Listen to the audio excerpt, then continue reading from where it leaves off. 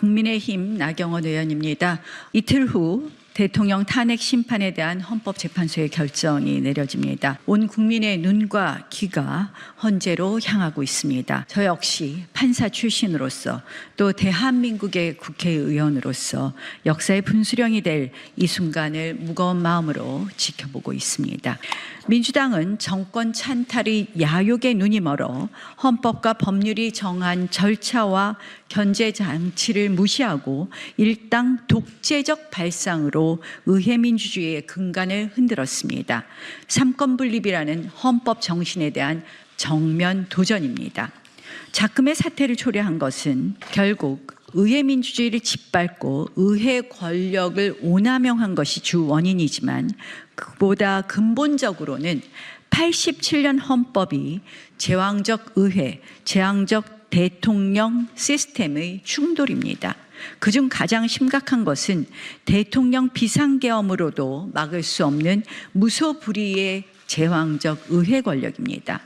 견제와 균형으로 민생과 국정을 안정적으로 운영해야 할 정치권이 자신들의 정치적 이익을 위해서 폭주하며 극단의 분열과 불균형으로 국익과 역사에 큰 상처를 남기고 있는 것입니다.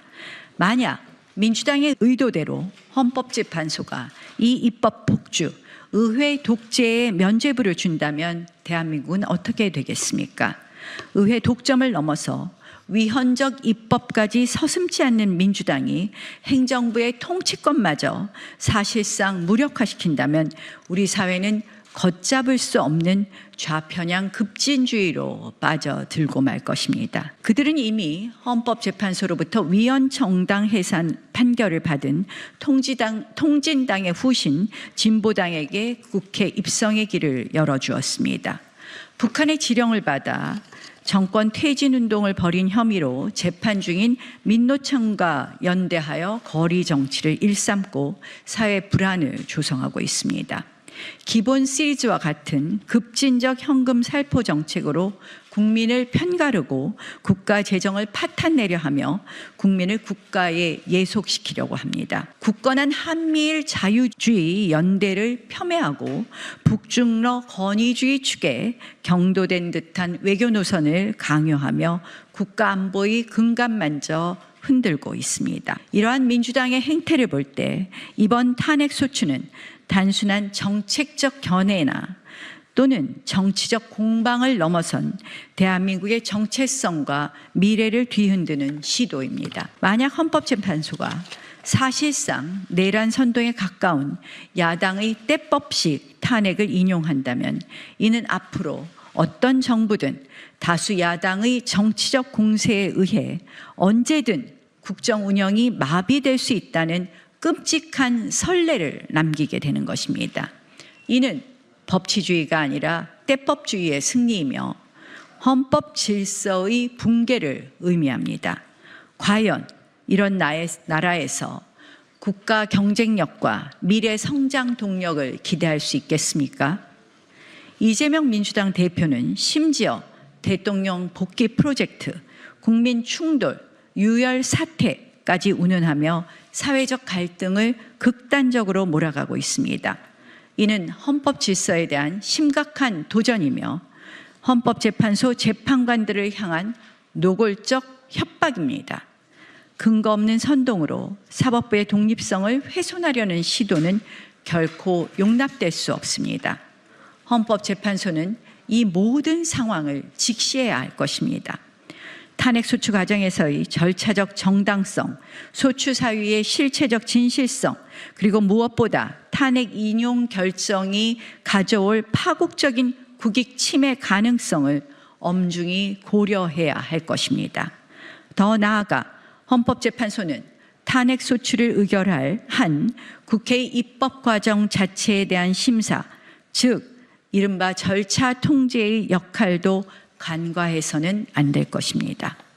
단순히 소추 사유의 당부만을 판단할 것이 아니라 소추에 이르게 된 절차적 과정에 심각한 헌법적 흠결은 없는지, 권력 분립의 원칙을 침해하는 입법권의 남용은 아니었는지까지 면밀히 살펴볼 헌법적 책무가 있습니다. 존경하는 헌법재판소 재판관 여러분, 오직 헌법과 법률 그리고 양심에 따라 판단해 주십시오. 그러나 그 양심은 대한민국의 미래와 국익을 위한 뜨거운 책임감에 기반해야 합니다. 역사의 수호자로서의 결단을 촉구합니다. 단기적인 정치적 파장을 넘어 대한민국 헌정사에 길이 남을 정의롭고 현명한 판결을 해 주실 것을 촉구합니다. 간곡히 호소합니다. 입법 폭주가 자유 대한민국 전체를 집어삼키려 하는 이 위기 앞에서 헌법재판소가 대한민국 법치주의의 최후의 보루임을 보여주십시오. 감사합니다.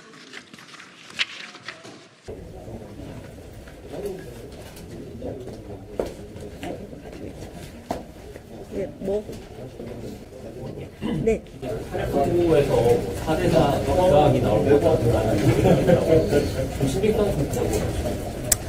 지금 모두들 예측이라고 생각을 합니다.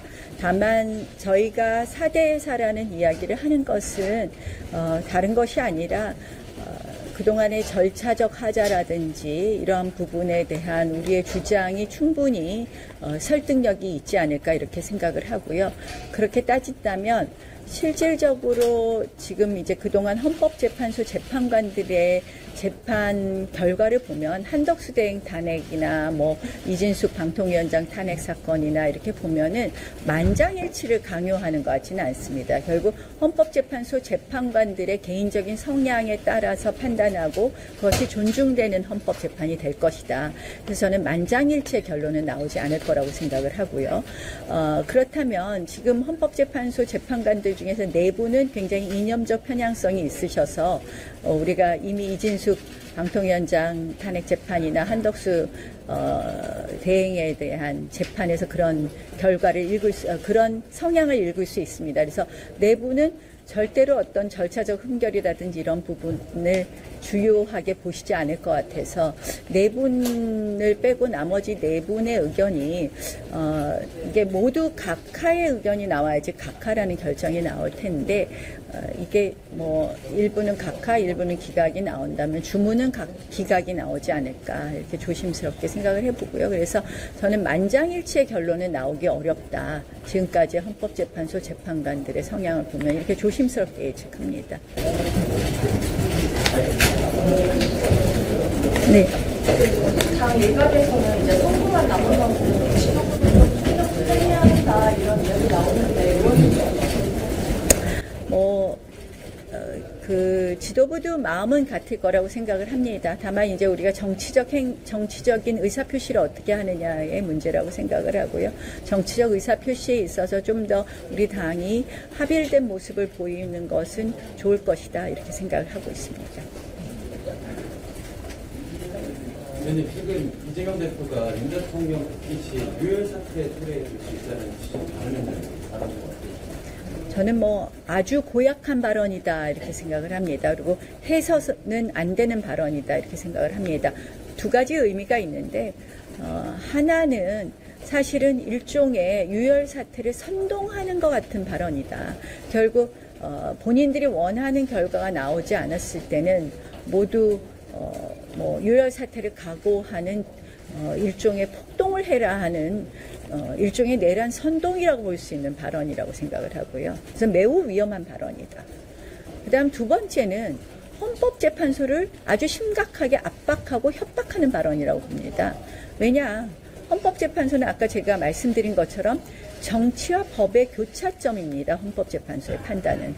그래서 순수한 법적 판단이라고 보기에는 거기에 플러스 정치적 판단이 있고 그 정치적 판단은 결국 국익이라든지 국가 안정 이런 부분을 판단할 거라고 생각을 합니다. 그럴 때 있어서 결국 탄핵을 인용했을 때 또 탄핵을 기각했을 때의 국가의 혼란 상태 이런 부분을 볼 텐데요. 결국 탄핵이 기각이 되면 이런 엄청난 국가 혼란이 있을 것이다라는 것을 일종의 압박 내지 협박의 수단으로 썼다 이렇게 봅니다. 그래서 매우 고약한 발언이다 또 매우 위험한 발언이다. 이렇게 생각합니다. 예상보다 탄핵 그 선고일자가 계속 결정부터 무너지다가 어제 4월 4일로 하자고 결정을 했는데요. 이렇게 한 것은 결론은 이제 재판관끼리 냈기 때문에 이렇게 이제 선고일자를 정했다는 그런 인상이 있는데 그 하는 쪽으로 결론을 냈기 때문이 아니냐 이런 뭐 방송이나 보도도 많이 나오는데 그 파는 거 두 약 쪽에서 어떻게 어느 쪽으로 결론이 났을 걸로 예상한 것입니까? 저는 뭐 지금 결론을 막 말씀드리긴 그렇고요. 사실은 저는 굉장히 헌법재판소 선고가 이번 주에 날 거라고 예상을 했습니다. 헌법재판소 선고가 다른 대통령 탄핵 사건보다 늦어지지 않았느냐 이런 이야기들 많이 하셨는데요. 실질적으로 지금 헌법재판소가 대통령 탄핵 사건 말고 아시다시피 한덕수 대행 탄핵이라든지 뭐 검사들 탄핵이라든지 굉장히 많은 탄핵 사건들의 재판을 같이 하고 있었습니다. 그래서 제가 보니까 헌법재판소 한덕수 대행 재판의 변론 종결일이 대통령 재판의 탄핵 재판의 변론 종결일 6일 앞이었습니다. 그래서 그렇게 따지면 지난주 월요일 날 한덕수 대행 탄핵 재판이 있었기 때문에 이번 주 월요일이나 화요일쯤 대통령 탄핵 재판을 하는 것이 맞았고요. 다만 이제 이번 주에 여러 가지 정치적인 뭐 재보궐선거라든지 이런 게 있기 때문에 주 후반에 할 것이다 예상을 했고 순리대로 하는 재판이라고 생각을 합니다. 그리고 뭐 결정에 대해서는 아까 결정 예상에 대해서는 제가 말씀드린 것처럼 할 때 뭐 만장일치의 결론보다는 헌법재판관 개개인의 의견을 존중하는 결론이 나올 것이다 이렇게 생각합니다. 뭐 이 정도 아니 이 정도 얘기하죠. 이게는 뭐 네.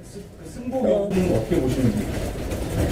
우리 뭐 헌법재판소의 결정에 대해서 이렇게 저 이재명 대표처럼 오늘 한덕수 총리도 말씀이 나오셨더라고요. 이렇게 국민들을 선동하는 발언은 적절하지 않다고 생각합니다. 탄핵 선고 이틀 남았는데 중진 의원님들 따로 이렇게 움직이는 뭐 그냥 늘 하던 대로이지 뭐 저희 중진 의원들끼리 같이 무슨 움직임을 할 생각은 없습니다.